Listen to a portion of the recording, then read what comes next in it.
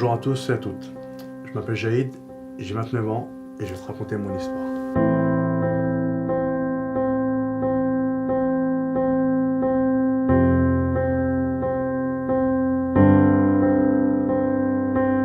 Je suis d'origine algérienne, j'habite à Montreux dans le 93. Je vais te raconter comment j'ai rencontré Jésus-Christ et ce qu'il a fait dans mon cœur. Écoute bien, reste bien assis et sois attentif. Dieu risquerait de te parler. Donc j'ai commencé à pratiquer ma religion islamique, le Coran, l'islam, parce que je suis algérien, donc j'étais musulman. J'ai commencé à pratiquer ma religion parce que ma vie, d'un jour au lendemain, elle a basculé dans les tourments, dans la détresse, dans la dépression. Et puis j'ai commencé à apprendre ma religion. Je me suis approché de mon père parce que je ne connaissais pas la pratique de ma religion, des 5 prières, je ne savais pas. Donc j'ai commencé à aller à la mosquée avec mon père et avec mon frère.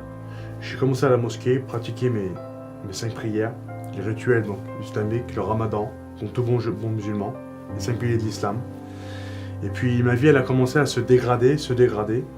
Et puis chez nous, on a un rituel, c'est lorsqu'on n'est pas bien, lorsqu'on dort mal, lorsqu'on est angoissé, on est parti voir un hajj. J'ai commencé à pratiquer les rituels donc, coraniques, il m'a fait des talismans pour pouvoir dormir le soir, pour pouvoir avoir la paix. Mais ma vie, elle ne changeait pas, ma vie, elle se dégradait. Et puis lorsque j'étais dans ma chambre, au bord du précipice, au bord du gouffre, j'ai un ami qui est venu vers moi, puis il m'a dit « Jaïd, il faut que je te parle, c'est un gitan. » Et puis il m'a dit « Écoute, je te l'ai jamais dit, mais je vais te le dire. » Je lui ai dit « Vas-y, je suis prêt à t'écouter. » Il m'a dit « Jésus t'aime. » Lorsqu'il m'a dit ça, c'était comme une flèche en plein cœur. Ma réaction était très immédiate, très violente. J'ai dit « Moi, tu ne me parles pas de Jésus, tu ne me parles pas de l'évangile, moi je suis musulman. Je crois en Dieu et en Mohamed sallallahu alayhi wa sallam. » Et puis on a commencé à changer, on a commencé à avoir un partage, et puis il m'a invité dans une église évangélique à Montreuil. Et puis lorsque je suis rentré dans cette église, j'ai écouté les témoignages, j'ai écouté les chants, j'ai écouté le pasteur prêcher l'évangile. Lorsque j'ai écouté ça, le message de Jésus-Christ, j'ai compris tout de suite au fond de mon cœur que c'était la vérité. Je suis rentré chez moi, et puis j'avais été bouleversé par le message de l'évangile. Je ne savais plus où mettre la tête. Et puis j'ai commencé à aller à la réunion, à la mosquée, à la réunion, à la mosquée. Mais plus j'allais à cette église, à la réunion évangéliste, plus Jésus prenait de la place dans mon cœur. Et puis un jour, je suis rentré chez moi, et puis j'étais bouleversé, et puis j'ai parlé à Dieu. Et puis j'ai dit, Seigneur, je veux que tu me montes un songe qui me définit où je dois aller, Seigneur. Le chemin que je dois prendre, parce que je suis perdu, je ne sais plus, Seigneur, si c'est l'islam, si c'est l'évangile, j'étais complètement perdu. Vous savez, c'est dur lorsqu'on est algérien, lorsqu'on est musulman, lorsqu'on rentre dans une église et qu'on souffre, d'écouter le message de l'évangile, c'est compliqué. Mais le Seigneur connaît toutes choses. Je suis parti dans cette réunion encore à Montreuil. Et puis le pasteur en face, c'est marqué dans la parole de Dieu, dans les livres des psaumes, chapitre 44, verset 22, que Dieu connaît les secrets des cœurs. Le serviteur de Dieu en face a dévoilé toute ma vie, tout mon cœur. Il a fait un appel pour le salut, pour la délivrance, c'était mon cas. Et puis lorsqu'il a prêché, c'était ma position, c'était ma vie.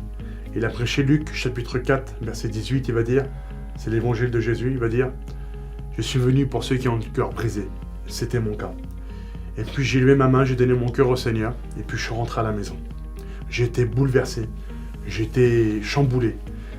Et puis la réaction de mon père était très violente aussi lorsqu'il a appris que j'étais chrétien. Il m'a frappé, il m'a parlé mal, il m'a humilié, des paroles qu'on ne dit pas à un enfant, il me les a dit. Mais je bénis Dieu, parce que ce qui est impossible à l'homme est possible à Dieu.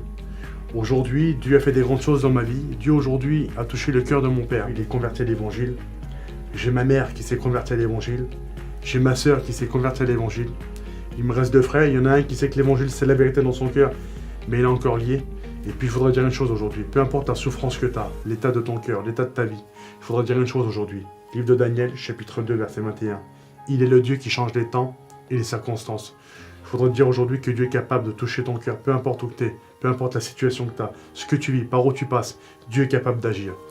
Je voudrais lire un dernier texte de la parole de Dieu qui a touché mon cœur dans l'évangile de Jean, chapitre 6, verset 37. Parole de Christ, qui a touché mon cœur et qui pourra toucher la tienne. Jésus va le déclarer.